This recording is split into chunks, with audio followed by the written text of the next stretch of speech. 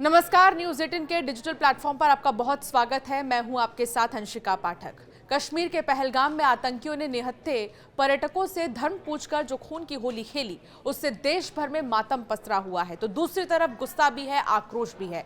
प्रधानमंत्री नरेंद्र मोदी ने भी उन आतंकियों को मिट्टी में मिलाने की कसम खा ली। पहलगाम के बैसरन घाटी में बीते मंगलवार को आतंकियों ने 26 से भी ज्यादा पर्यटकों को गोलियों से भून दिया। इस हमले में दर्जन भर से ज्यादा लोग तो घायल हो गए। हालांकि एक परिवार ऐसा भी था जो इस घटनास्थल पर पहुंचना तो चाहता था, लेकिन एक चुटकी नमक के कारण परिवार के 11 सदस्य बच गए और इस घाटी तक नहीं पहुंच पाए। शुक्र है उस ढाबे और एक छोटी सी गलती की, जिसके कारण 11 लोगों की जान बच गई। आइए आपको बताते हैं कि आखिर ऐसा क्या हुआ जो ये 11 लोग पहलगाम के उस घाटी तक नहीं पहुंच पाए और इनकी जान बच गई। ये कहानी केरल के रहने वाले एक परिवार की है। 11 सदस्यों का परिवार कश्मीर घूमने के लिए पहुंचा था। पहलगाम के बैसरन घाटी जाने से पहले सभी एक ढाबे पर लंच करने के लिए रुके। परिवार के इस ग्रुप में लावण्या, उसके पति, इसके अलावा 3 बच्चे और माता पिता, फिर चचेरी बहन, उनका परिवार, सब लोग शामिल थे। लावण्या ने इस पर मीडिया से भी बात की है। इस दौरान उसने कहा, एक ऐसी कहानी उसने बताई जिसके बारे में जानकर सब हैरान रह गए और कह रहे हैं, वाह रे किस्मत।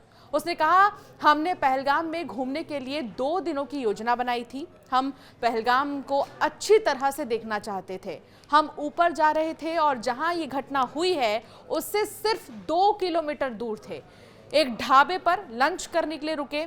2 लोगों के बहुत आभारी हैं। एक तो उस ढाबे का स्टाफ जिसने हमारे ऑर्डर किए गए फूड आइटम में ज़रूरत से ज़्यादा नमक डाल दिया और फिर वो हमारे लिए इस ऑर्डर को दोबारा बनाने लगा। इसमें देरी हुई और इसी वजह से वो लोग वहाँ पर पहुँचने में लेट हो गए और थोड़ी ही देर बाद पहलगाम में जो तस्वीर सामने आई उसने पूरे देश को हिलाकर रख दिया। दूसरा, लावण्या कहती है कि मेरे पति, जिन्होंने कहा कि आज तो हम लंच करके ही आगे निकलेंगे। पहलगाम में हुए आतंकी हमले में कई लोग मारे गए, कई लोगों की जान चली गई। ये आंकड़ा बढ़ रहा है।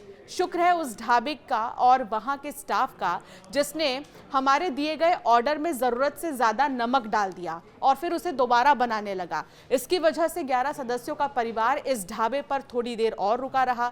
इस थोड़ी ही देर की कीमत क्या है वो इस परिवार से बेहतर शायद ही कोई बता सकता है।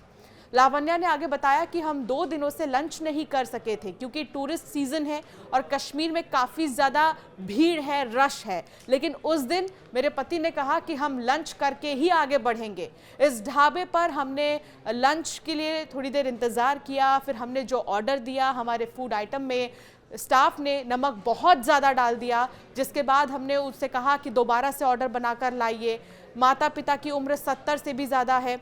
जो बोनस वाले कई सारे ऐसे फूड आइटम्स हैं जो नहीं खा सकते हैं। इसके अलावा उनका ये भी कहना था कि बहुत सारे ऐसे भी फूड आइटम्स थे जो हमारे लिए सूटेबल नहीं थे, इसलिए हम इंतज़ार कर रहे थे और इंतज़ार इतना ज़्यादा हम करने लगे कि हम समय पर वहाँ घाटी तक नहीं पहुँच पाए। इतने में ही वहाँ के स्टाफ ने बताया कि फ़िलहाल वहाँ पर बुरा हाल है, वहाँ पर इस तरह की स्थिति हो रही है और आप लोग यहीं पर ठहर जाइए, हम आपके खाने का दोबारा से इंतज़ाम कर देंगे। उन्होंने, स्टाफ ने यह भी कहा कि बहुत ज़्यादा देर हो जाएगी, लेकिन लावण्या के पति नहीं माने और उन्होंने कहा कि कोई दिक्कत नहीं है, कितनी भी देर हो जाए, ऑर्डर तैयार करने में कितना भी समय लग जाए, लेकिन आज तो हम लंच करके ही निकलेंगे।